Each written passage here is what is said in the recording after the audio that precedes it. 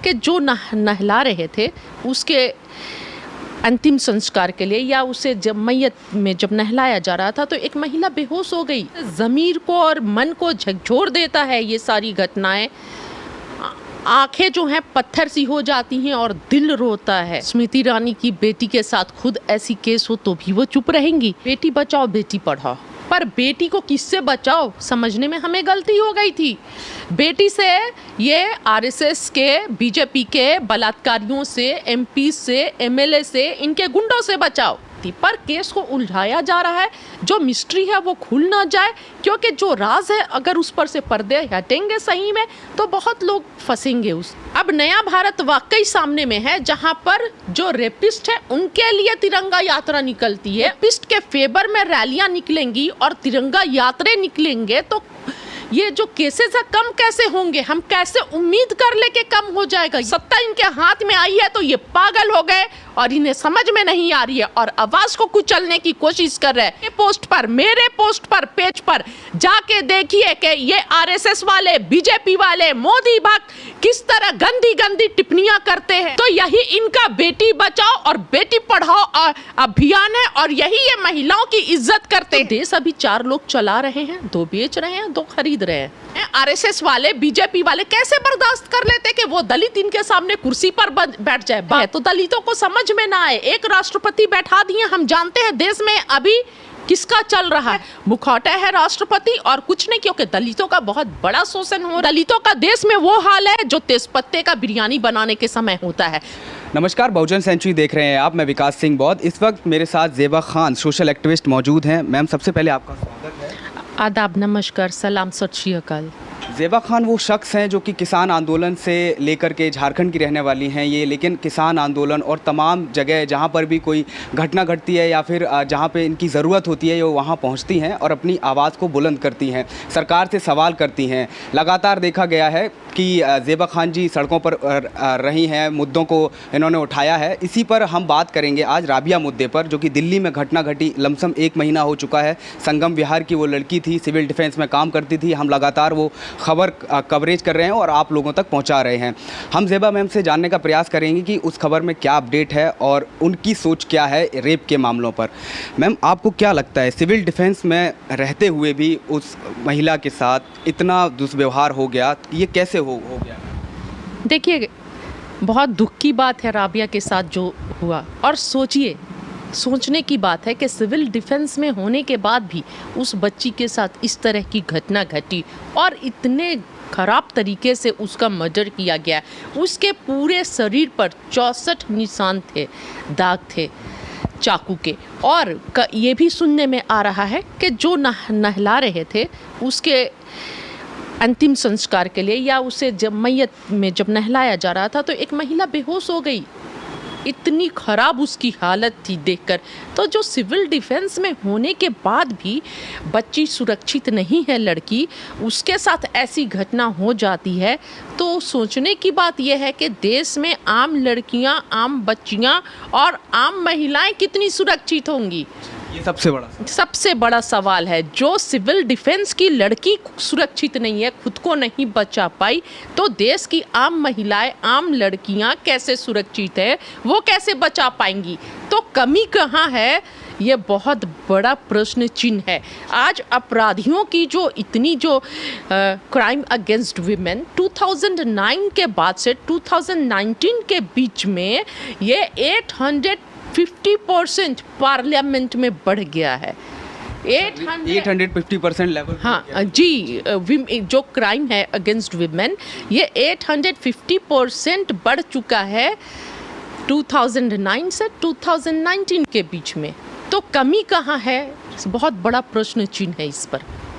तो मैम, आपको क्या लगता है, आपने कहा कि 850% जो एमपीज़, आपने सीधा सवाल एमपीज़ पे उठा दिया, जो सांसद हैं उन पे सीधा सवाल उठा दिया है, तो क्या लगता है कि आपको नेता या पार्टी इसमें कुछ शामिल लग रही है आपको? देखिए, पूरे तरह से कुलदीप सेंगर जो उन्नाव केस में थे,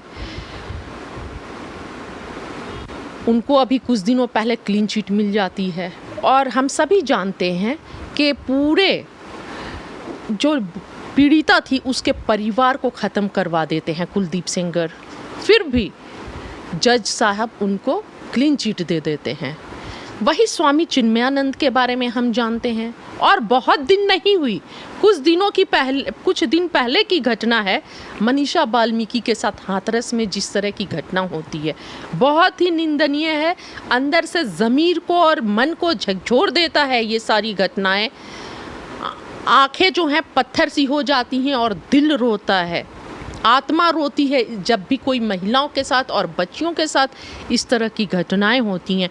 तो हमने देखा मनीषा वाल्मीकि के साथ जब होता है और किस तरह रात में आनन फानन में जल्दी जल्दी पेट्रोल डालकर उसका अंतिम संस्कार कर दिया जाता है उसके परिवार के अनुमति के बिना। तो सोचिए, एक तो उस बच्ची के साथ इतनी बड़ी घटना होती है और उसको अंतिम संस्कार भी सम्मानजनक नहीं मिलता है। तो इससे ज़्यादा दुख की बात क्या हो सकती है। और आखिर ऐसी क्या वजह थी जो सरकार किसे बचाने के लिए रातों रात उसके शरीर को, पार्थिव शरीर पर पेट्रोल डाल के आग लगाया जाता है। उसका अब सम्मानजनक अंतिम संस्कार क्यों नहीं होता है? आखिर किसे बचाने के लिए, और इसके लिए कौन रिस्पॉन्सिबल है उत्तर प्रदेश में? और दूसरा प्रश्न ये होता है कि कोई भी विपक्ष के लोग जाते हैं मनीषा वाल्मीकि के परिवार से मिलने, तो क्यों मिलने नहीं दिया जाता है? और हाथरस में एंट्रेंस क्यों बंद कर दी गई थी पुलिस के द्वारा? इतनी ज़्यादा भारी तादाद में, संख्या में पुलिस की तैनाती क्यों की गई? और तीसरी बात कि मीडिया कर्मियों को वहाँ पर मारा गया। मीडिया का भी एंट्रेंस बंद था, मीडिया को एंटर नहीं करने दे रहे थे हाथरस में। जो पहला रिपोर्टर वहां पहुंचे उनको अभी तक जेल में डाला हुआ है, उनकी अभी तक जमानत नहीं हुई है। हाथरस केस के ही, मुझे रिपोर्टर का नाम याद नहीं आ रहा है, वो अभी तक जेल में है। जी हाँ, तो मैं वही बता रही हूँ कि ऐसा क्यों। 3 बातें मैंने बताई, तो कहीं ना कहीं ये बातें इस तरफ इशारा करती हैं कि सत्ता में बैठे लोग और सत्ता को जो लोग चला रहे हैं वो लोग खुद महिलाओं का शोषण कर रहे हैं, महिलाओं को तड़पा रहे हैं, महिलाओं के खिलाफ जो केसेस में वो लोग खुद इन्वॉल्व हैं। इसलिए अपने लोगों को बचाने के लिए कानून का जो ताकत है, कानून का पूरा ताकत का इस्तेमाल पीड़ित परिवार के लिए कर रहे हैं। जिस तरह हमने देखा हाथरस के मामले में जो दोषी था, दोषी के लिए यात्रा निकली, ठीक है। चिन्मयानंद के लिए तिरंगा यात्रा निकली। कठुआ की बच्ची का जब रेप होता है तो उसके लिए कोई यात्रा नहीं निकलती है, रेपिस्ट के फेवर में तिरंगा यात्रा निकलती है। तो ऐसे हमारा देश बदल रहा है। 2012 तक दामनी हो गई, और जो भी रेप हुए थे, ठीक है, दिल्ली में 2012 में जो हुए थे दामनी हो गई, और एक क्या नाम था, निर्भया का केस था। तो उसमें पूरा दिल्ली सड़कों पर था, पूरे देश में धरना प्रदर्शन चला दामनी के लिए, निर्भया के लिए, और इंसाफ मिला। तब तिरंगा यात्रा किसके लिए निकल रही थी? पीड़िता के लिए। लेकिन अब देश इतना बदल गया है, नया भारत है। अब नया भारत वाकई सामने में है, जहां पर जो रेपिस्ट है उनके लिए तिरंगा यात्रा निकलती है, उनके लिए रैलियां निकलती है। तो जाहिर सी बात है, जब रेपिस्ट के फेवर में रैलियां निकलेंगी और तिरंगा यात्रा निकलेंगे तो ये जो केसेस है कम कैसे होंगे? हम कैसे उम्मीद कर ले कि कम हो जाएगा ये केसेस तो बढ़ना ही है, स्वाभाविक है। राबिया के केस में देखा गया कई लोग इल्ज़ाम लगा रहे हैं कि उनकी शादी हो गई थी या वो शादी करके भाग गई थी। बहुत तमाम तरह की गोदी मीडिया जो है खबर को इधर से उधर करने का प्रयास कर रही है। इस सब पे आप देखिए, शादी करके 1 दिन पहले भाग गई थी, और राबिया को ज़रूरत क्या पड़ी थी शादी करके भागने की? ठीक वैसे ही जैसे अभी गोवा के चीफ मिनिस्टर का एक बयान आया था, वहाँ पर 2 लड़कियों का सामूहिक बलात्कार हुआ था रात में। तो गोवा के चीफ मिनिस्टर क्या बोलते हैं? माँ बाप को सोचना होगा लड़कियाँ क्यों गई बाहर, अपराधी पर अंकुश लगाए, ये नहीं इनका स्टेटमेंट है। ये उल्टा जो पीड़िता है उस पर ही दोष देते हैं। उसी तरह ठीक राबिया सैफी के भी मामले में केस को उलझाने के लिए, केस को फंसाने के लिए और जो हकीकत है उसको छिपाने के लिए। बहुत कुछ मिस्ट्री है राबिया सैफी के, वो जिस डिपार्टमेंट में थी उसमें बहुत कुछ मिस्ट्री है जिसको खुलना बाकी है।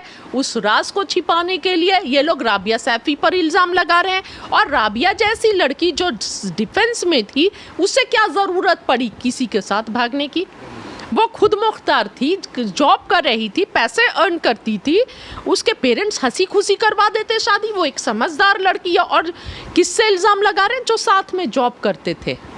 कोई दिक्कत नहीं थी, कहीं कोई दिक्कत नहीं थी, पर केस को उलझाया जा रहा है। जो मिस्ट्री है वो खुल ना जाए, क्योंकि जो राज है अगर उस पर से पर्दे हटेंगे सही में तो बहुत लोग फंसेंगे उसके जाल में। किस तरह राबिया अपनी मम्मी से बताती है कि मॉम सारे पैसे आते हैं वहाँ पर मास्क के नाम पर और उसका की मेरे ही पास रहता है। तो वो कुछ दिनों से डरी हुई थी, घबराई हुई थी।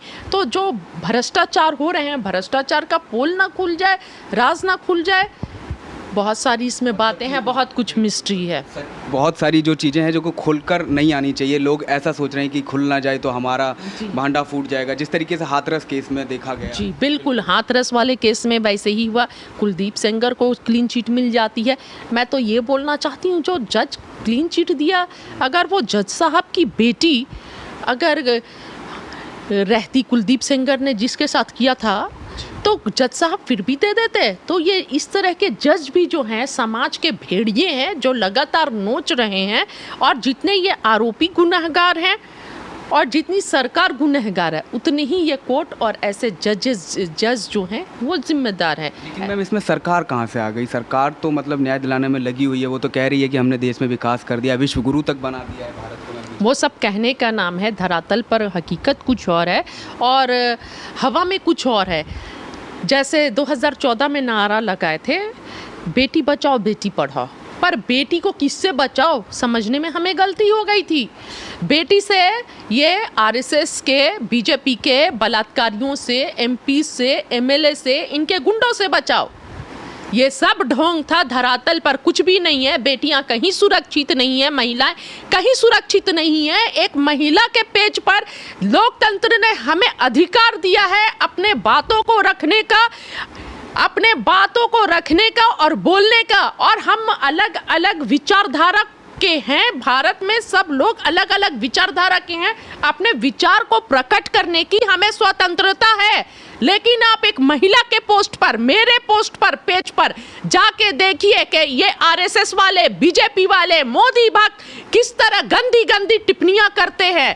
तो इन लोगों के संस्कार ऐसे हैं कि अगर कोई महिला, अभिव्यक्ति की आज़ादी हमें हमारे संविधान ने दिया है, हमारे लोकतंत्र ने हमें दिया है, कोई नहीं रोक सकता है अभिव्यक्ति की आज़ादी से। तो ये आरएसएस वाले, बीजेपी वाले किस तरह की भद्दी भद्दी टिप्पणियां करते हैं, आप जाइए मेरे पेज पर और देख सकते हैं। तो यही इनका बेटी बचाओ और बेटी पढ़ाओ अभियान है और यही ये महिलाओं की इज्जत करते हैं। यही महिलाओं की इनके सामने इज्जत है कि कोई भी बहू बेटी अगर अपनी अभिव्यक्ति की आज़ादी का उपयोग करती है और अगर अपने बातों को रखती है तो उसको गालियां देना और उसके बारे में भद्दी भद्दी टिप्पणियां करना।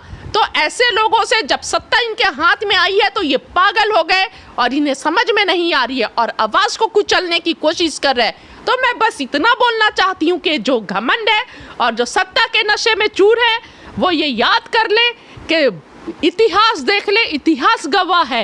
एक से एक सरकारें आई और एक से एक सरकारें चली गई और दिल्ली पर लगातार बहुत सालों तक जिसने भी राज किया, शासन चला, एक दिन वो शासन उखड़ा है। इसलिए अहंकार में मत डूबिए, इंसानियत को मत भूलिए और जो धर्म है, महिला का सम्मान, वो भी मत भूलिए। आप भी एक महिला हैं, आप राबिया केस पे बात कर रहे हैं, बोल रहे हैं, रेप के मामलों पर बोल रहे हैं, ज़मीनी हकीकत में भी जाते हैं। वहीं देखा गया कि एक समय था कि स्मृति ईरानी भी सिलेंडर लेकर के सड़कों पर उतर जाती थी जब उनका राजनीति का चढ़ाव चढ़ रहा था। और अब जो देखा गया कि मंत्री बन गई हैं और लमसम 11 केंद्र मंत्री हैं महिलाएं, वो सब खामोश हैं अभी तक रेप के मामलों पर। इस पे क्या कहें? बहुत दुख की बात है, बहुत दुख की बात है। अगर स्मृति ईरानी की बेटी के साथ खुद ऐसी केस हो तो भी वो चुप रहेंगी। आप आने से पहले तो बहुत ज़्यादा महिलाओं के सम्मान की बात करती हैं, धान काटने चले जाती हैं किसानों की खेतों में, फसल काटने, कोई जाकर खाना खाता है साथ में, कोई कुछ ढोंग कोई कुछ ढोंग। लेकिन आज जब किसान दिल्ली की सरहदों पर 10 महीने हो जाएंगे बैठे में हैं, कोई नहीं जा रहा है। 700 से ज़्यादा किसान शहीद हो चुके हैं, उनके दुख में कोई नहीं जा रहा है, कोई कुछ नहीं बोल रहा है, सब चुपचाप है। और स्मृति ईरानी और भी बहुत सारी महिलाएं हैं जो पार्लियामेंट में बैठी हैं, बहुत दुख के साथ कहना पड़ रहा है कि वो चुप है। और एक महिला है जो हमेशा ट्वीट करते रहती हैं, कंगना रनौत, कोई भी ऐसे मुद्दे आने से, क्या महिला आप नहीं है? महिला के लिए आपको आवाज़ नहीं उठाना चाहिए? आपको सिक्योरिटी मिल गई और देश की बच्चियों के सिक्योरिटी का क्या होगा? देश की बच्चियों के, आम बच्चियों का सिक्योरिटी का क्या होगा? सुरक्षा का क्या होगा? जो मनीषा वाल्मीकि के साथ जब घटना हुई थी और जो पूरे विपक्ष को रोकने के लिए जितनी पुलिस लगी थी और मीडिया को रोकने के लिए जितनी पुलिस लगी थी, अगर उतनी सरकार एक्टिव हो जाए देश की बच्चियों के सुरक्षा में और देश की बच्चियों को न्याय दिलाने में, तो ये रेप की घटना रुक जाए और इस तरह जो बढ़ गया है ग्राफ, इसमें कमी आ जाए। आप कमी लाने की बात कर रहे हैं, वहीं संगम बिहार में जब राबिया का केस हुआ उसके बाद अभी हाल ही में 13 साल की दलित बच्ची के साथ वहाँ फिर से रेप किया गया, तो कमी कैसे लाई? बहुत, और सबसे दुख की बात है कि देश में इंसाफ भी धर्म देखकर मिलता है। अच्छा, इंसाफ भी धर्म देखकर मिलता है। आज दलित जो हैं वैसी ही पीड़ित है, दलित की बच्चियां। पहले भी दलितों का शोषण होता था, महिलाओं का शोषण होता था। मैं नहीं बताना चाहूँगी यहाँ पर कि कैसे कैसे शोषण किया गया है, और आज भी दलित की बच्चियां जो है वो सुरक्षित नहीं है। आज भी मुंह देखकर इंसाफ मिलता है। सिर्फ चुनाव के समय जो दलित है, पीड़ित है, शोषित है, वंचित है समाज है, वो हिंदू हो जाते हैं और चुनाव खत्म होते उनके साथ फिर शोषण की प्रक्रिया चालू हो जाती है, स्टार्ट हो जाती है। वैसी ठीक दलितों का देश में वो हाल है जो तेजपत्ते का बिरयानी बनाने के समय होता है। बिरयानी बनाने के समय दलितों का इस्तेमाल होता है जिस तरह तेजपत्ते का, और चुनाव के खत्म होते ही उन्हें फेंक दिया जाता है। तो सटीक उदाहरण दिया आपने। जी हाँ, तो सबसे ज्यादा जो देश में छल और छलावा हो रहा है वो हमारे दलितों के साथ हो रहा है, हमारे पिछड़ों के साथ हो रहा है। सिर्फ अल्पसंख्यक ही नहीं है, दलित और पिछड़े भी बराबर के हैं, उनके साथ सबसे ज्यादा हो रहा है। पर अफसोस की बात है कि ये समझ में नहीं आ रहा है कि किस तरह मारा जा रहा है, किस तरह दबाया जा रहा है। सबसे पहले तो ये देश में ये बर्दाश्त नहीं थी आरएसएस वालों को कि बाबा साहब अम्बेडकर ने संविधान लिखकर बराबर का अधिकार दे दिया दलितों को, बराबर का ये दे दिया। जो दलित उनके घर के सामने से नहीं गुजर सकते थे, एक ही कुएं से पानी नहीं पी सकते थे, सामने कुर्सी पर नहीं बैठ सकते थे, ये जो है आरएसएस वाले, बीजेपी वाले कैसे बर्दाश्त कर लेते कि वो दलित इनके सामने कुर्सी पर बैठ जाए, बाबू बन जाए, एमपी बने, एमएलए बने, कैसे बर्दाश्त कर सकते हैं? तो दलितों के साथ सबसे ज्यादा छल हो रहा है। ये जो लैटरल एंट्री आया है, बैकडोर से आईएएस आईपीएस में एंट्री, ये भी उसी का एक हिस्सा है कि दलित जो पढ़ लिख कर आगे बढ़ जाते थे, कुर्सी पर बैठ जाते थे, सारे संस्थानों को प्राइवेट हाथों में दे दो, सरकारी संस्थानों को खत्म कर दो, देश को बेच दो ताकि नौकरी का सरकार आरक्षण ही खत्म हो जाए।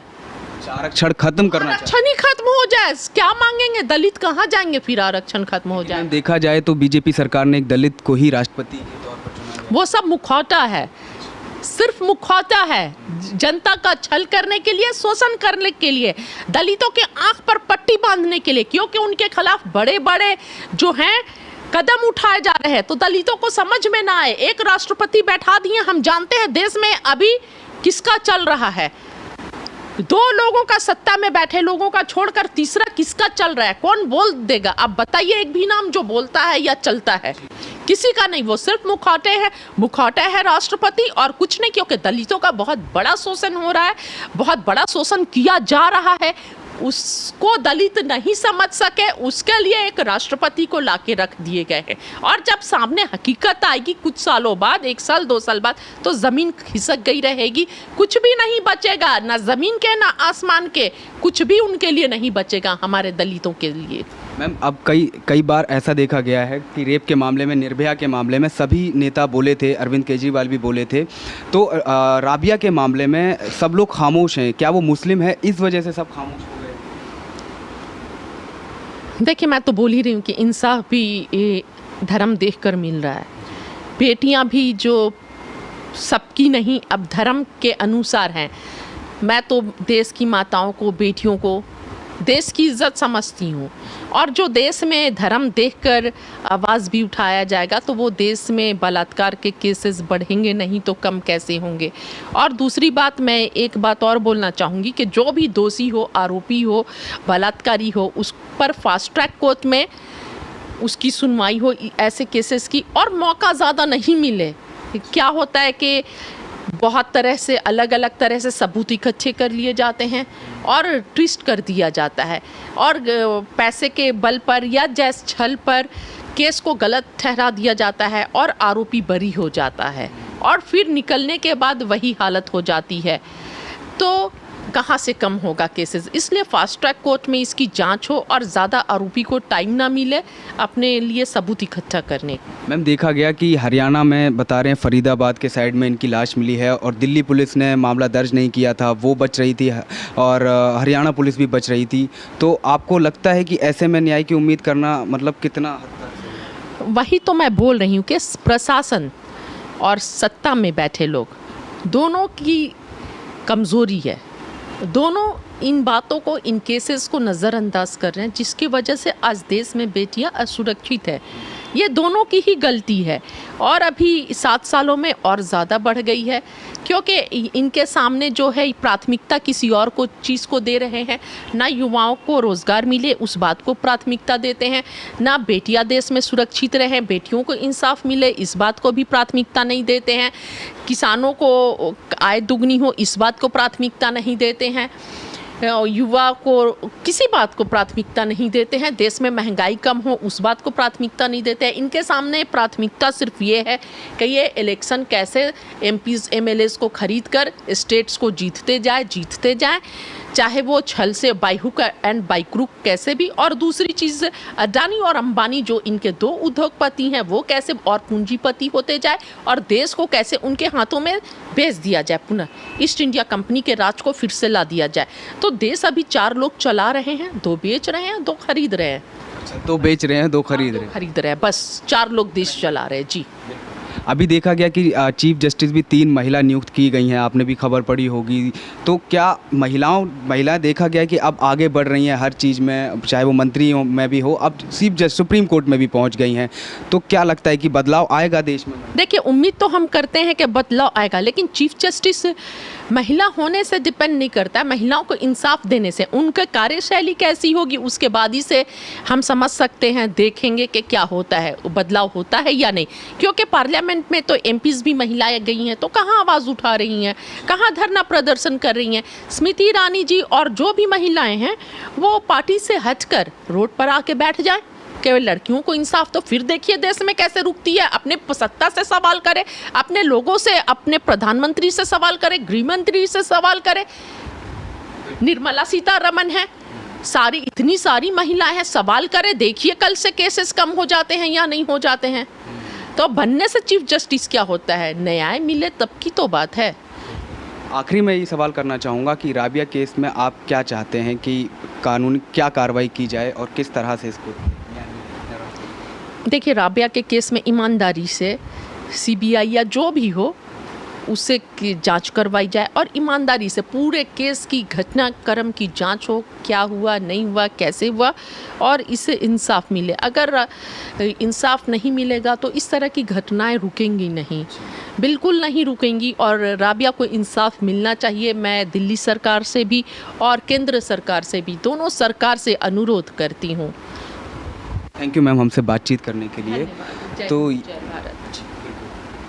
तो साफ़ तौर पर बात यही है जो कि अजीबा खान सोशल एक्टिविस्ट से हमने बात की, उन्होंने साफ़ तौर पर बताया कि वो न्याय की उम्मीद रखती हैं और न्याय की मांग करती हैं, चाहे वो सरकार हो चाहे वो पुलिस हो, वो कार्रवाई की मांग करती हैं और आवाज़ उठाती हैं। अब देखने वाली बात ये होगी कि क्या जिस तरीके से निर्भया को न्याय मिला, और न्याय मिला भी तो 10 साल लगा, तो क्या राबिया में भी न्याय मिलने में क्या समय लगेगा और कितना समय लगेगा? अभी तक पोस्टमार्टम की भी कोई रिपोर्ट उन्होंने साफ तौर पर नहीं दिखाई है, लेकिन फिर भी हम उम्मीद करते हैं कि राबिया को जल्द से जल्द न्याय मिले। आप बने रहिए हमारे साथ और देखते रहिए बहुजन सेंचुरी। धन्यवाद।